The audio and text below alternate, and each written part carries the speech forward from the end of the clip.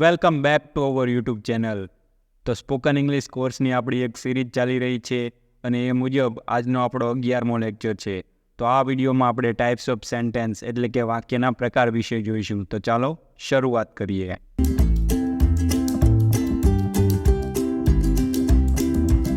હવે અહીંયા જુઓ, એક વાક્ય આપેલું છે, I like Ravi and Rahul but I like Rohan the most. એટલે કે હું રવિ અને રાહુલને પસંદ કરું છું, પરંતુ રોહનને સૌથી વધારે પસંદ કરું છું.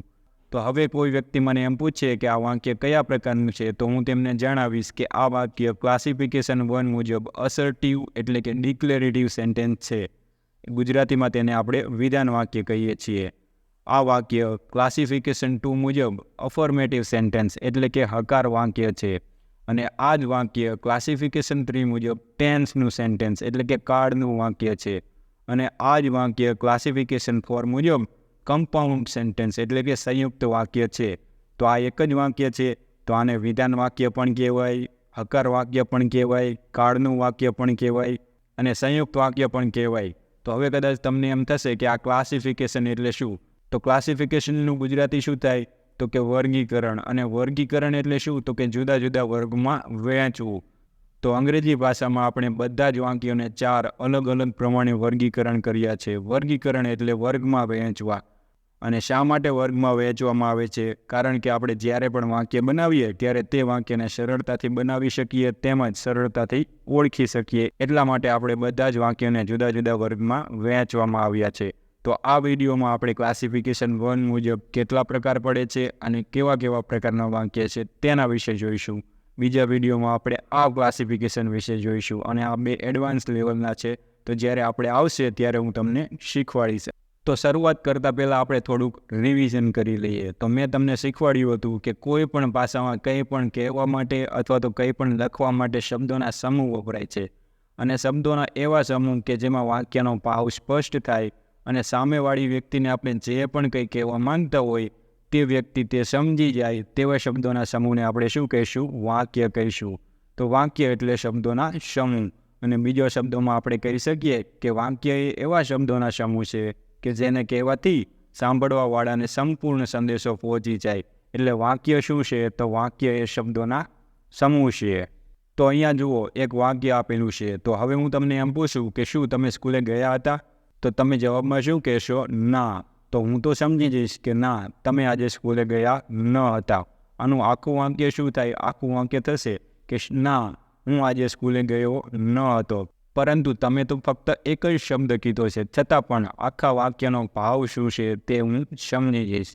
એટલા માટે અહીંયા આપણે એ જ શીખવાનું છે કે ભલે એક શબ્દ હોય છતાં પણ તેને આપણે એક આખું વાક્ય સમજીશું. તો આ વિડીયોમાં આપણે ક્લાસિફિકેશન 1 પ્રમાણે વાક્યના પ્રકાર વિશે જોઈશું. ક્લાસિફિકેશન 1 એટલે કે વર્ગીકરણ 1. તો ક્લાસિફિકેશન 1 મુજબ વાક્યને તેમના ભાવ અને અર્થના આધારે નીચે મુજબ 5 વર્ગોમાં વર્ગીકૃત કરવામાં આવે છે. તો વાક્યનો ભાવ શું છે અને વાક્યનો અર્થ કેવો છે તે મુજબ તેને નીચેના 5 વર્ગોમાં વર્ગીકૃત કરવામાં આવ્યા છે. તો સૌથી પહેલો વર્ગ હશે વિધાન વાક્ય. વિધાન વાક્યને અંગ્રેજીમાં શું કહેવાય? અસર્ટિવ અથવા તો ડિક્લારેટિવ સેન્ટેન્સીસ.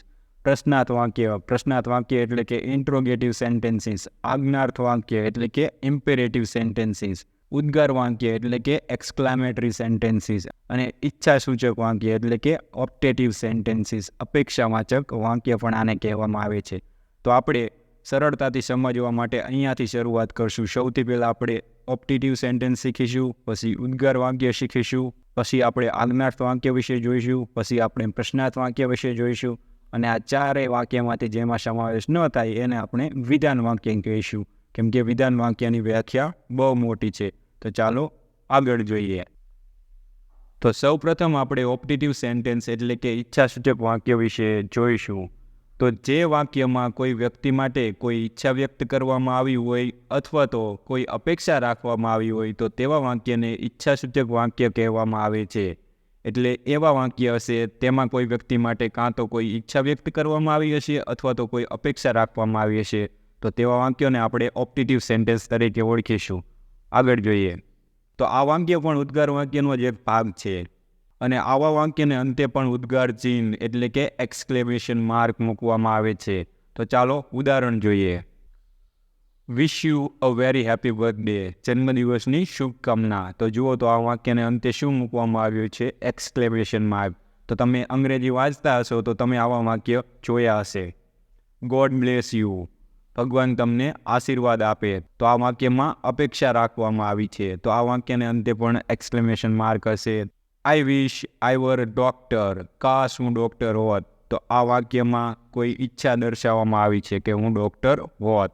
તો અહીંયા જુઓ, આ સાથે મેં તમને શીખવાડ્યું હતું ટુવીમાં કે ભૂતકાળમાં વોઝ આવે, પરંતુ અહીંયા શું આપેલું છે? વર. તો આવું કેમ? તો ત્યાં એડવાન્સનો ટોપિક છે. જ્યારે આપણે એડવાન્સ ઇંગ્લિશ શીખીશું ત્યારે હું તમને શીખવાડીશ. તો આ વિડીયોમાં ફક્ત તમારે આઈડિયા જ મેળવવાનો છે કે વાક્યના કેટલા પ્રકાર પડે છે, વાક્યનું કેટલી પ્રકારે વર્ગીકરણ થાય છે. તો જ્યારે આપણે વાક્ય બનાવતા શીખીશું ત્યારે ફરી પાછો હું તમને આ બધી બાબત શીખવાડીશ. હવે જુઓ, એક્સક્લામેટરી સેન્ટેન્સીસ એટલે કે ઉદ્ગાર વાક્ય. તો ઉદ્ગાર વાક્ય કોને કહેવાય? જોઈએ. જે વાક્યમાં અચાનક ઉત્પન્ન થતી ભાવનાઓ જેવી કે દુઃખ, ખુશી, આશ્ચર્ય કે ડર વગેરે વ્યક્ત કરવામાં આવ્યા હોય તો તેવા વાક્યને આપણે ઉદ્ગાર વાક્ય તરીકે ઓળખીશું. તો એવા વાક્ય હશે કે જ્યારે આપણને અચાનક કંઈક દુઃખ થાય, અચાનક કંઈક ખુશી થાય, આશ્ચર્ય થાય, તો તે આપણે શબ્દ દ્વારા રજૂ કરીએ છીએ. તો તેવા વાક્યોને આપણે ઉદ્ગાર વાક્ય કહીશું.